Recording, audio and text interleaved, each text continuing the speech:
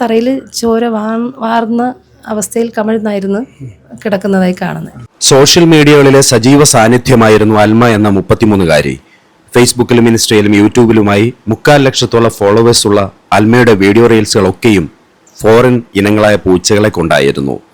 കോമ്പൗണ്ടിനുള്ളിലേക്ക് മറ്റു ശത്രുക്കൾ വരാതിരിക്കാൻ എപ്പോഴും അഗ്രസീവായ നായകളെ ആ കോമ്പൗണ്ടിൽ തുറന്നുവിട്ടിരിക്കും. 9 വർഷങ്ങൾക്ക് മുമ്പായിരുന്നു ഇരുവരും പ്രേമിച്ച് വിവാഹിതരായത്. അന്നൊക്കെ വിഷ്ണുനാഥിന് അൽമയും അൽമയ്ക്ക് വിഷ്ണുനാഥും ജീവനായിരുന്നു.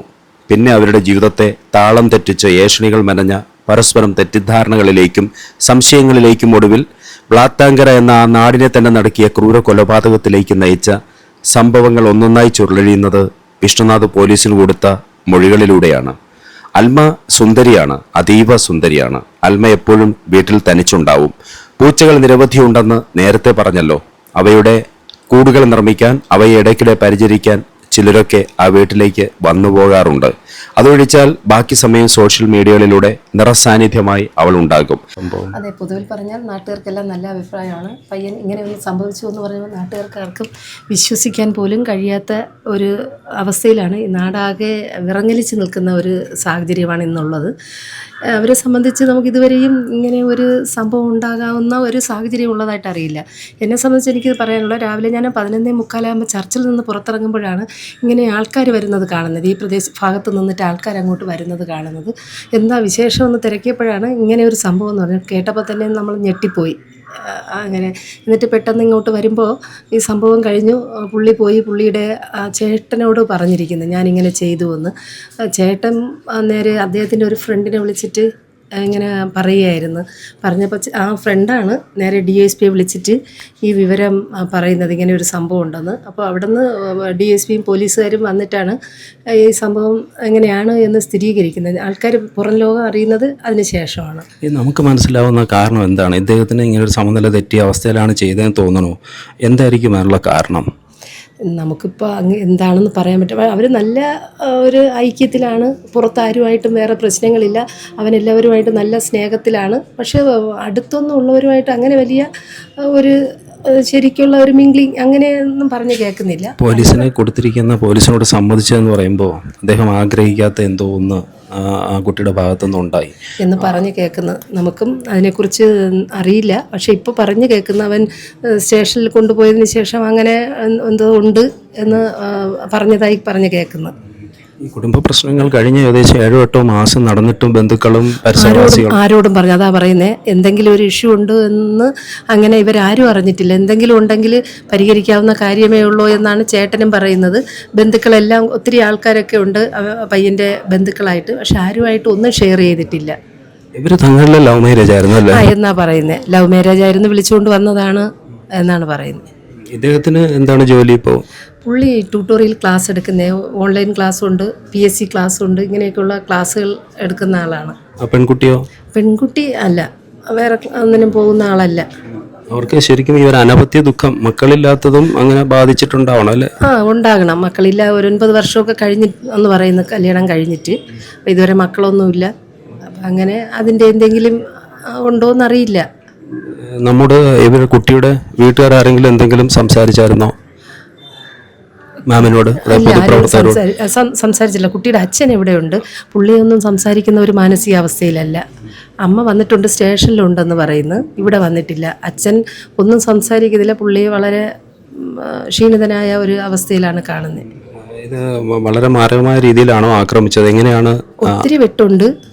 പക്ഷേ പിന്നെ ശ്വാസം മുട്ടിച്ച് കൂടെ ആണോ കൊന്നത് എന്ന്, അല്ലെ ആത്മഹത്യ ആ ഒരു ഇതിലാണോ മരണം സംഭവിച്ചതെന്ന് കൂടെ സംശയം ഉണ്ടതായിട്ട് തോന്നുന്നു. കിടക്കയിൽ എന്തൊക്കെ സംഭവിച്ചിട്ടുണ്ട്. അത് കഴിഞ്ഞ് ശരീരം കിടന്നത് തറയിലായിരുന്നു. അങ്ങോട്ടും ഇങ്ങോട്ടും മൽപ്പിടുത്തങ്ങളും ബഹളങ്ങളും ഒക്കെ നടന്നു. അതെ അതെ അതെ, അങ്ങനെ എന്തോ ചിലപ്പോൾ ഈ വെട്ടാൻ ശ്രമിക്കുമ്പോൾ കൈ കൊണ്ട് തടഞ്ഞിട്ടുണ്ടാവണം. ഒരു വിരലാറ്റ് കട്ടിലിൽ കിടക്കുകയായിരുന്നു. അപ്പോൾ അങ്ങനെയൊക്കെയുള്ള. പിന്നെ അൽമയുടെ സോഷ്യൽ മീഡിയ ചാനലുകളിൽ ആകെ ഹീറോ ആയിട്ടുള്ളത് ഈ ഓറിയോൺ എന്ന പൂച്ചയാണ്.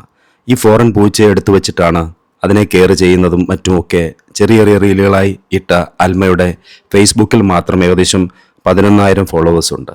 ഇവിടെ ധാരാളം പല വെറൈറ്റീസിലുള്ള പൂച്ചകളുണ്ട്. അതിനുള്ള കൂടൊരുക്കിയിട്ടുണ്ട്. ഇതിന് കുറച്ച് പുറത്തായിട്ട് ഒരു പട്ടിക്കൂടുമുണ്ട്. അവിടെ അഗ്രസീവായ 2 ഡോഗ്സിനെ കണ്ടു.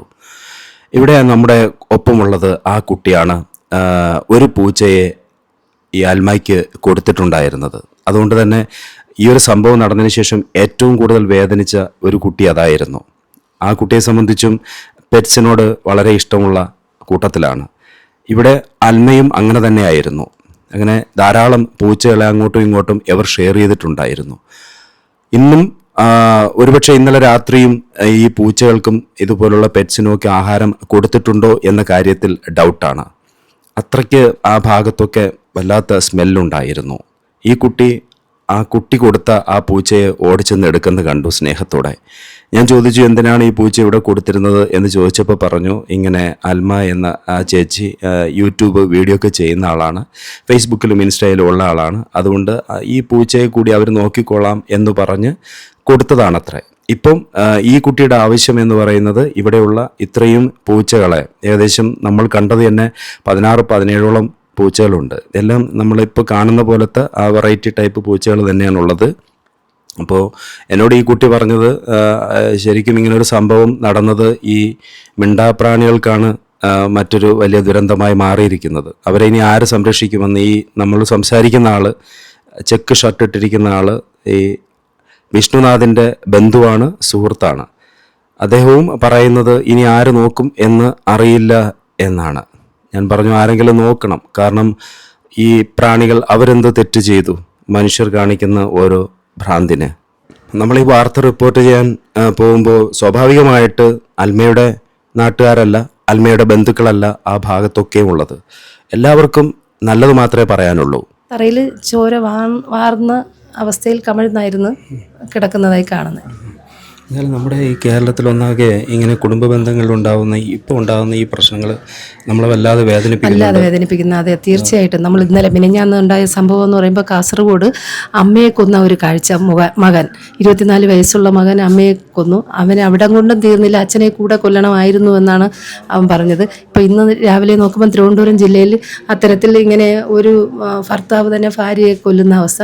ഇതിനകം തന്നെ നമ്മൾ ഈ നാളുകൾ കണ്ട കാഴ്ചകളൊക്കെ കേട്ടതും വളരെ നമ്മളെയൊക്കെ വേദനിപ്പിക്കുന്ന, ഞെട്ടിക്കുന്ന സംഭവങ്ങളാണിപ്പോൾ. മക്കൾ അച്ഛനെയും അമ്മയും കൊല്ലുന്നു, ഭാര്യ ഭർത്താവിനെ കൊല്ലുന്നു. ഇങ്ങനെ നിത്യസംഭവമായി മാറിക്കൊണ്ടിരിക്കുന്നു. നമ്മുടെ കേരളം എങ്ങോട്ടാണ് പോകുന്നതെന്ന് പോലും അറിയാൻ പറ്റാത്ത ഒരു അവസ്ഥയിലാണ് നമ്മൾ എത്തി നിൽക്കുന്നത്. ഈ സ്ഥലം നമ്മൾ വന്ന് കാണുമ്പോൾ വളരെ ഭംഗിയുള്ളൊരു കോമ്പൗണ്ട്, വീട്, അതിൻ്റെ അകത്ത് പട്ടികൾ. ഓവർ കെയർ കൊടുത്ത ഒരു വ്യക്തി ആയിരുന്നോ ഈ വിഷ്ണുനാഥ്? അതെ, പുള്ളി മറ്റാരുമായിട്ട് വലിയ ബന്ധങ്ങളില്ല എന്ന് അടുത്ത് അയൽപക്കവുമായിട്ട് അങ്ങനെയുള്ള ഇതില്ല. അവർ നന്നായിട്ട് അവർ മാത്രം ആ ഒരു രീതിയിൽ ജീവിക്കുന്നവരാണ് എന്ന് പറയുന്നത്. കണ്ടാൽ എല്ലാവരുമായിട്ട് വലിയ കാര്യം, പക്ഷെ അതിനപ്പുറം ഇവർ പുറത്തങ്ങനെയുള്ള ഒരു വലിയ ബന്ധം ഒന്നും ഉള്ളതായി പറയുന്നില്ല. സൈക്കോളജിക്കലി ഓവർ പൊസസീവ്നെസ് അതായിരുന്നോ നമുക്ക് മനസ്സിലാക്കാൻ പറ്റുക? ഇപ്പം നമുക്ക് ഇങ്ങനെയൊക്കെ കാണുമ്പോൾ അങ്ങനെ എന്തെങ്കിലുമൊക്കെ സംഭവിച്ചിട്ടുണ്ടോ ഉള്ള ആ ഒരു പ്രഷർ പുള്ളിക്ക് അങ്ങനെ ഉണ്ടായിരുന്നോ എന്ന് നമുക്ക് തോന്നിപ്പോവും. എന്തായാലും നമുക്ക് രണ്ടുപേരെയും കുറ്റപ്പെടുത്താനോ ശരി പറയാനോ നമുക്കറിയാത്ത അവസ്ഥയാണ്. ഓക്കെ, നന്ദി. മാമിൻ്റെ പേരും പൊസിഷനും കൂടെ ഒന്ന് പറയൂ. ഞാൻ പാറശാല ബ്ലോക്ക് പഞ്ചായത്ത് പ്രസിഡന്റാണ്. എൻ്റെ പേര് എസ് ഉഷാകുമാരി. Thanks ma'am. ഇവർക്ക് കെന്നലുണ്ടോ? മീൻസ് പെറ്റ് വളർത്തി കൊടുക്കണുണ്ട്.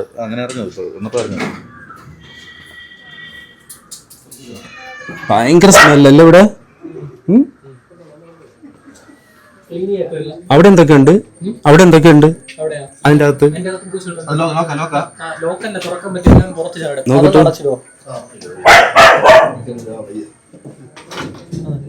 ഇതെല്ലാം ആ കുട്ടി നോക്കിയതാ? ആ കുട്ടി നോക്കിയതാ? ഓ, അത് ശരി. കടിക്കത്തൊന്നുമില്ല. ഓ,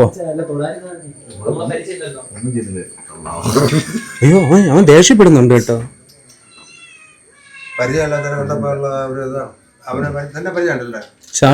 ചാടി മുഖത്തടിക്കും. ഞാനൊന്ന് കയറി നോക്കട്ടെ.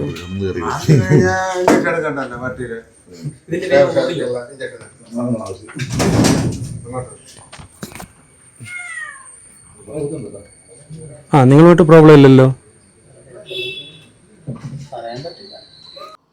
ഞാൻ നേരത്തെ പറഞ്ഞതുപോലെ ഈ ഓറിയോൺ എന്ന ആ ഒരു ഒറ്റ പൂച്ചയെ വെച്ചിട്ട് തന്നെ ധാരാളം റീൽസ് ചെയ്തിട്ടുണ്ട് അൽമ. ഓരോ കണക്കൂട്ടലുകൾ തെറ്റിപ്പോകുന്നൊരു കാഴ്ചയായിരിക്കാം ഒരുപക്ഷെ ഇതുപോലെ ബാക്കി വെച്ചിട്ട് പോകുന്ന കുറേയധികം ഓർമ്മകൾ. ഒരു ജീവിതം എങ്ങനെയോ താളം തെറ്റിപ്പോയി.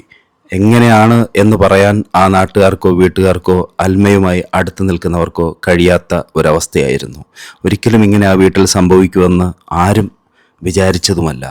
എവിടെയും സംഭവിക്കില്ല എന്ന് തന്നെയാണ്, എവിടെയും സംഭവിക്കാതിരിക്കട്ടെ എന്ന് തന്നെയാണ് നമ്മുടെ പ്രാർത്ഥനയും ആഗ്രഹവും ഒക്കെ.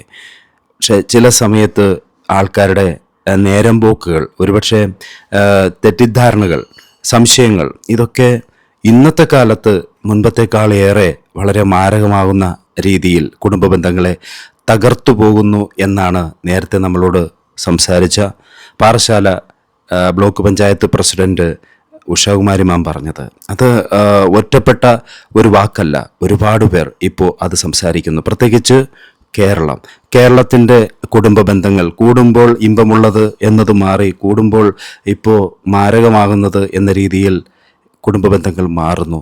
കഷ്ടമാണ് ഇത്തരം വാർത്തകൾ.